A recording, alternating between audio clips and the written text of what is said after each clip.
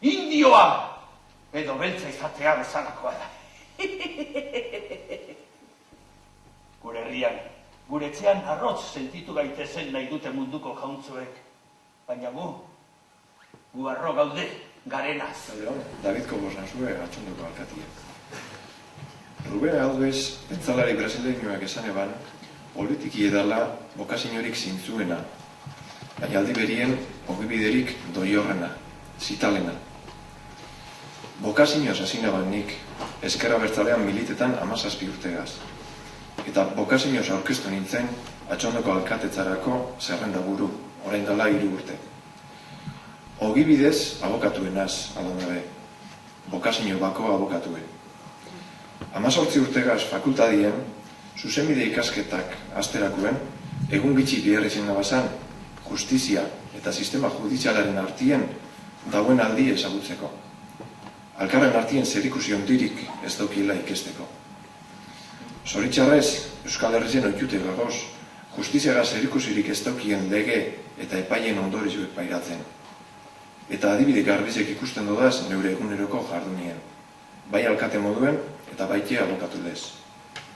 Nun, Espainian espada, sartzen dabez espetxera abokatuek euren zeregine betetzeikik. Hau da, euren bezeruek defendatzeikik. Nungo estatu mehatxatzen ditu abokatuak euren defendituek salatutako torturen barri emonestaizien. Zelan izen leike herritarren botuekaz alkatetza lortu eta legegintzaldi osue eikie jakin barik urrengo egunien gure karguen jarraitu ahal izango dugun.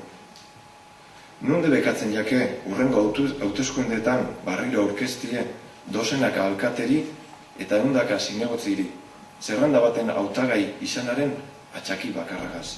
Hautagai izateko daukien eskubidie defendatzeko aukerarik emon barik inungo epaiketa baten. Gero eta agatxako da, olako egoerak, 21. mendeko Europan kokatzie. Lotza ikaragarrize sentitu barik behintzet.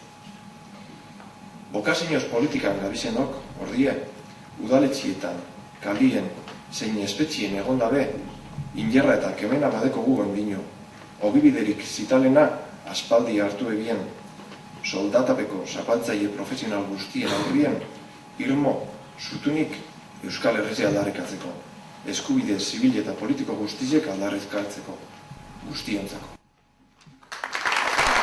Hori uste dute beraiek! Euren komunikabideen bide zabaltzen dituzten gezurrak irenzten ditugula txintxo. Baina ez, gure kabuz guk nahi dugun bezala pentsatzeko gai gara. Euskalduna naz, ume biren ama, ikastola baten egiten do lan, eta aurretik ere euskalgintzako proiektuetan ibilitakoa naz. Bakea desberdinen arteko bizikidetza moduan ulertzen dut nik. Eta bizikidetza ez da besterik, sinesmen eta pentsamolde ezberdinei bizitzen utzi eta bakoitza era askean garatzeko arau demokratikoak bermatzea baino. Euskal Herria anitza dela ez dut nik asmatuko, baina aniztasun horren ertz guztiak onartu, errespetatu eta guztiai bidea ahalbidetzetik urrun gaudela somatzen dut. Nire zenitarte, lagunarte eta jendartean gero eta bizi baldintza estuagoak eta zailagoak sentitzen ditut. Bizirauteko baimena bera ere ukatu egiten diguten irudipeneraino. Hezkuntza arloan lan egiten dudanez, horra ondo ezagutzen ditudan adibide batzuk, zein baino zein argigarriagoak. Joan den martxoan Eusko Jaurlaritzak bizikidetza demokratikoa eta indarkeriaren gaitzespena edo bakerako hezkuntza plana deituriko txostena kaleratu zuen, ikasgeletan bakerako kultura lantzeko helburuaz. Ezaguna duzuen moduan, hezkuntza komunitatera zabaldu barik argitaraturiko dokumentua da. Ez zelako eztabaidarik barik sorturikoa. Jarrera ulertezina jakinda gero, hezkuntzako profesionalek geletan praktikan ipini behar duten dokumentua izango dela. Kontuak kontu, funtsean, eredu politiko jakin baten ikusmoldea airatzen duen dokumentua baino ez da. Doktrinamendu kutsu nabarmena dauka, zeharo polarizatua, eta amesten dudan bizikidetzaz zaputzik ere ez duena.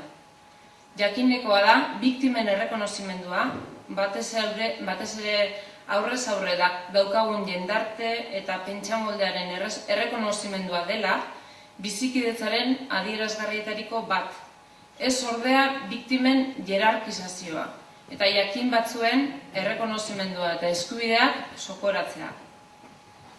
Derrigorrezko eskolaldirako kurrikulum dekretua da bigarren adibidea. Euskal kurrikuluma hezkuntza komunitate zabalean urteetan landu izan da ikastolen ekimenez, eta tresna vitala zen euskal jendartearen kohesiorako pausuak emateko. Proposamen horretatik aldenduta, Jaurlaritzak kurrikulum dekretu berria kaleratu du. Euskal Herriak terminoa balioz hustu nahi izan duena. Hizkuntzen erabilerari dagokionez, euskera hizkuntza nagusi izateko proposamena eredu 3 eleanitzera moldatu dute. Ingelesari aparteko bultzada emateko argumentuarekin. Norrez dago ba ingelesaren ezagutza bultzatzearen alde. Ikasitako hizkuntza bakoitzak aberastasuna baino ez dakarkie gure seme-alabei. Baina zelan egin hori euskarari orduak kenduta. Joandako 20 urteotan eskolak haurrak euskalduntzeko benetako zailtasunak izan dituela onartzera ailegatu garelarik, inposaketa berri hau eskola umeen euskalduntzean atzera pauso nabarmena da. Azken aspaldian ezagutu ditugun politikek jendartea zatitu besterik ez dute egin. Hauek eta bestelako eskubideak galasota zein bizikidetza eraiki daiteke. Gure pentsamoldea era irmoan azaltzeko sasoia dugu, indarrak batu eta gure eskubideen jabe egiteko sasoia, aukerak baliatu eta inposaturiko joko arauak gainditzeko sasoia, ahalik eta esparru gehienetan, herri erakundeak barne.